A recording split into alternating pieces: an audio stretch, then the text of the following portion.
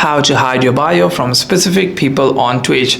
Well, the Twitch does not offer a single feature called hide bio from selected users. However, what you'd be able to do is you'd be able to simply open the Twitch application. Once you're inside your Twitch, tap on your profile at the bottom right of your screen over here and tap on edit profile at the top right. After that, you'd be able to simply see a bio section, and if you have any kinds of stuff written on your bio that you do not want to show others, you want to simply tap on the remove option over here, and you'll be able to simply save it over here to remove it over here. If you wish to hide your bio from specific people, the only viable way is to simply block the user that you want to hide it from.